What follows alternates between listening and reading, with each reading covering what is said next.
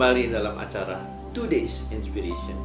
Kali ini topiknya adalah extra mile atau mil yang lebih ekstra. Saudara Thomas A. Kempis berkata, kasih tidak merasakan beban, tidak berpikir mengenai kesulitan, mencoba menembus kekuatan yang ia miliki. Kasih tidak pernah cari alasan untuk mencapai hal yang tidak mungkin, karena ia merasa segala hal ini tidak mustahil. Nah, saudara pemirsa, dalam hidup ini banyak sekali orang menghadapi kesulitan yang bebannya harus dia tanggung sendiri. Ia tidak dapat menolaknya, berjuang untuk mengatasinya, kadang-kadang tidak mampu untuk menahan beban tersebut.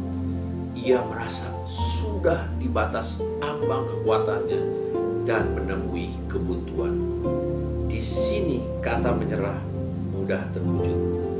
Kesulitan ini yang memakan habis fisik, mental, pikiran, dan keuangannya kadang-kadang tidak dapat ditanggungnya lagi. Beban ini biasanya sulit untuk berakhir, bahkan ada yang harus dipikul seumur hidup. Kadang-kadang ada teman yang menunjukkan simpati, namun kalau bebannya kelamaan akan makin jarang yang dapat terus menunjukkan perhatiannya kepada kita. Hidup yang makin modern, manusia makin tidak punya waktu untuk menunjukkan empatinya kepada sesamanya. Manusia hidupnya harus bekerja, energinya terkuras untuk mencari nafkah bagi keluarganya, yang juga merupakan suatu pergumulan. Jika yang dihadapi adalah keluarga yang sakit, apalagi sakitnya menaun, orang yang cacat mental, anak yang berkebutuhan khusus, keluarga yang mengalami gangguan jiwa, seringkali sudah tidak tahan lagi. Sampai di beberapa daerah masih ada yang namanya pemasungan manusia, karena keluarganya sudah putus asa. Masalah-masalah ini akan sangat berat untuk keluarga menanggung secara keuangan, psikologis, dan mental. Tindakan ekstrim yang terjadi bisa saja melakukan namanya euthanasia atau membunuh orang secara perlahan-lahan, secara diam-diam. Nah, kalau saudara menghadapi masalah ini, bagaimana menghadapinya? Ya, mulai dari menerima keadaan itu dengan kasih sayang dan menjalankan apa yang disebut extra mile atau harus berjalan lebih dari yang biasanya. Artinya kalau kita disuruh jalan 1 mil, tambahkan jalannya 1 mil lagi menjadi 2 mil. Artinya coba bertahan, karena setiap masalah sebenarnya ada jalan keluarnya. Kadang-kadang memang cepat, kadang-kadang lama.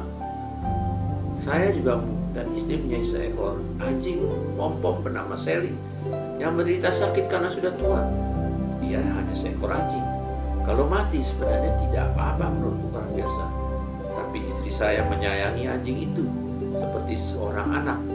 Ternyata kalau mau selamat anjing itu harus dioperasi, dibawa ke rumah sakit hewan. Itu pilihannya. Kalau tidak dioperasi, ia akan meninggal. Ternyata anjing ini harus dioperasi hingga 2 kali. Makannya juga harus disonde. Minum obat sulit sekali. Makan waktu untuk beri makan dan obat. Nah, ini pergumulan antara biaya kasih sayang terhadap seekor hewan. Hewan anjing itu memang luar biasa. Ia bisa menunjukkan emosinya, menunjukkan bahwa dia butuhkan kasih sayang, dan tidak dibiarkan begitu saja. Sang pemilik harus berani berjalan ekstra mile untuk meninggalkan pergi saja tidak tega.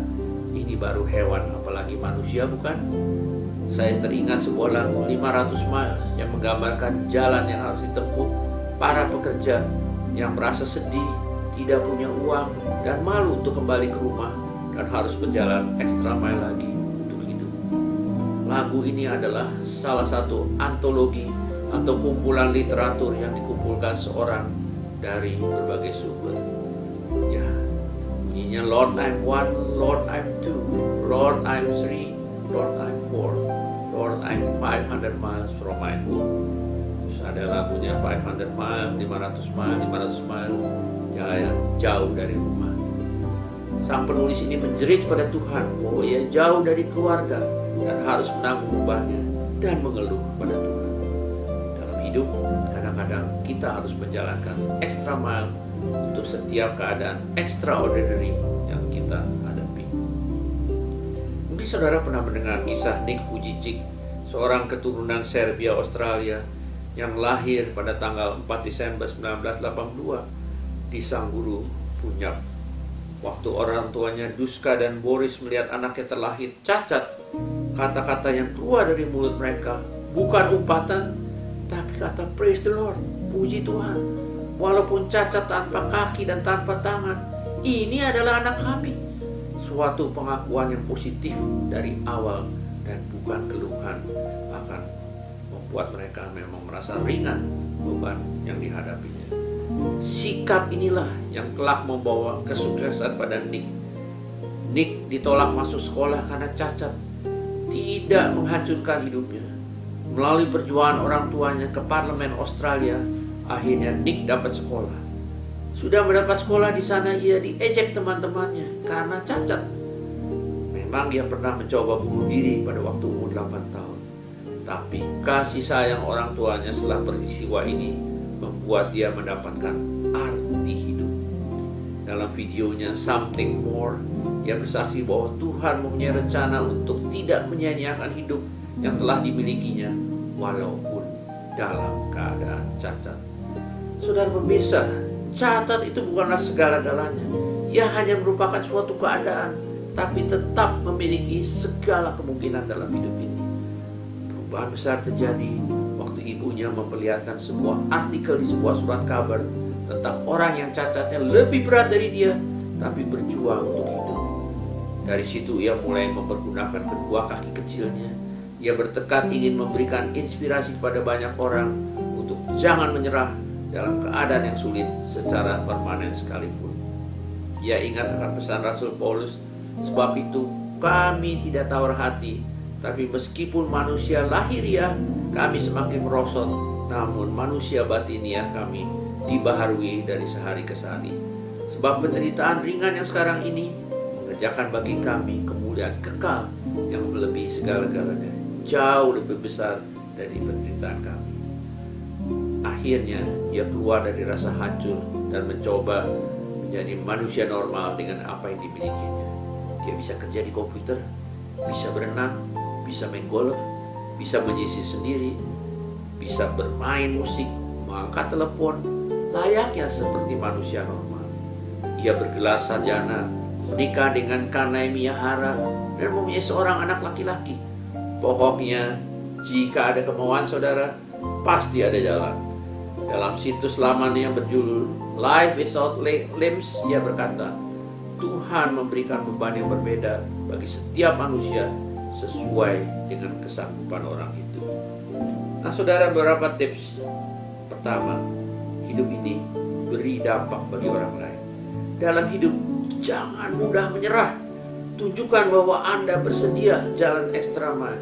Yakinlah, apapun keadaan Anda, kalau Anda bisa mengatasinya, Anda pasti akan memberi inspirasi hidup bagi banyak orang.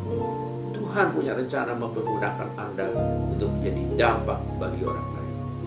Kedua, saudara, semua itu tergantung sikap.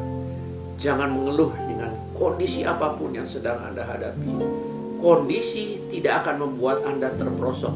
Yang membuat Anda gagal atau terperosok adalah diri Anda sendiri yang tidak mau berjuang mengatasi keterpurukan itu.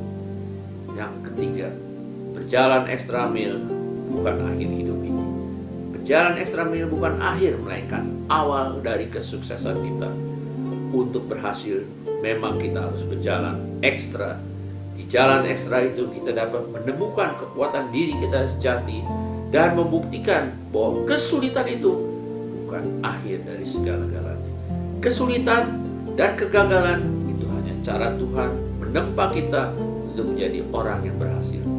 Sebuah peluang yang baik adalah hasil tempaan berulang-ulang dari sang tukang besi. Nah saudara, kalau diminta berjalan ekstra, lakukan, karena itu yang membuat Anda menjadi pemenang. Setiap masalah yang terlalu kecil untuk didoakan bukanlah suatu beban. Kalau Anda sudah berdoa sungguh-sungguh untuk mencari jalan keluar, itulah beban. Jangan khawatir dalam beban seberat apapun, karena Ia selalu menunggu untuk membantu